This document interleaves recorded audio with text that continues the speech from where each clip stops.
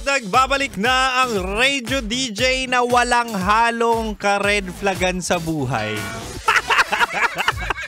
Ako to mahal, si DJ Kim Chino. At syempre balik na tayo sa ating Chinitox. Usapang pag-ibig mula sa chinito ng buhay mo. Ito na nga mahal. Sabi ko kanina, 'di ba? Ibibigay ko ang tatlong akala mo red flag sa isang tao pero green flag pala. Ay, recap na tayo mahal. Sabi ko kanina una, akala ko red flag pero green flag pala ang hindi nagte-text or nagcha-chat 24/7. O, 'di ba? Akala mo dati, aba hindi ka niya nami-miss. Aba hindi concern, walang pake, may kausap na iba. Ay nako, kabit ba ako? Di ba ganyan yung mga naiisip mo dati kapag hindi ka niya ina-update, di ka kinakausap, pero kapag nag-mature ka mahal, okay lang pala yun kasi marirealize mo na siya ay may iba ring priorities at meron ding mga pinagkakaabalahan. So, pasok ka naman sa priorities niya. It's just that meron siyang ibang buhay. Diba? Yung meron niya mga pamilya, kaibigan na dapat paglaanan ng oras, hindi ka naman niya mundo. Ang dali-daling isipin na hindi lahat ng atensyon ay dapat nasa iyo. Ano ka, kulang ka ba sa aruga? Hindi, pag nag-mature ka, marirealize mo, okay lang pala na hindi kami magkausap araw-araw. It's okay, di ba?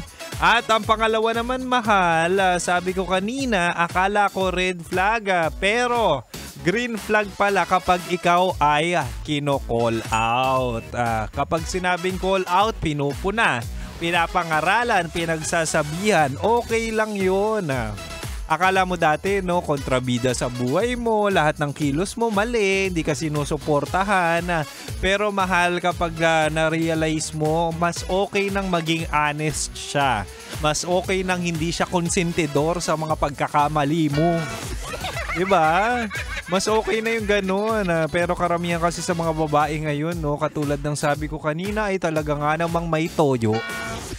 Kapag usapang toyo ay talaga nga namang minsan pinapairal pa ang pride. Minsan kahit mali sila, gusto sila yung susuyuin. Diba? Pero mahal, okay na yung taong totoo at transparent sa'yo. Yung partner mo ay transparent sa'yo na hindi ka kukonsintihin, hindi plastic at pangangaralan ka para hindi ka na muling magkamali. Yan, okay lang yun. At ang pangatlo naman mahal, pangatlo, akala ko red flag pero green flag pala ang taong hindi nagsiselos. O, 'di ba? Kapag di nagsiselos, sasabihin mo, ala, hindi niya ako mahal, may iba na siyang iba, okay lang makuha ko ng iba. Wow. Hindi, okay lang na hindi siya nagsiselos. It's just that siya ay may tiwala sa iyo at sa relasyon nyo. Ang sarap kaya ng may peace of mind. Tsaka 'di ba, imbis na mapagod ka kakasumbatan, kakaaway sa pagseselos, sa conflict, ilaan nyo na lang yung energy nyo sa lambingan, sa bembangan. Sa bembangan, di ba? Doon nyo na lang ialat yung energy nyo kaysa kayo ay mag-away sa pagseselos-selos na yan. Isa lang din yung indikasyon or manifestasyon na ang relationship nyo ay puno ng pagtitiwala. Kaya enjoyin mo na lang kung hindi nagseselos. At least yung energy nyo ay sa lampungan.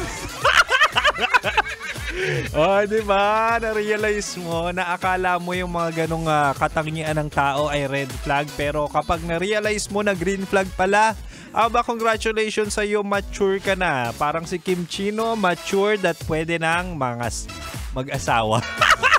Mga-asawa, parang ang dami. Pwede na mag-asawa. Anyway, mahal. Maraming salamat sa gabing ito. Ako ay magpapaalam na at susunod na sa akin si Rocky Terra at Titan Jello sa kanilang programang Rocky's Secret Files with Jello. Kaya mahal, manatiling nakatutok dito lang sa 90.7 Love Radio. Kailangan pa bang i-memorize yan? Basic.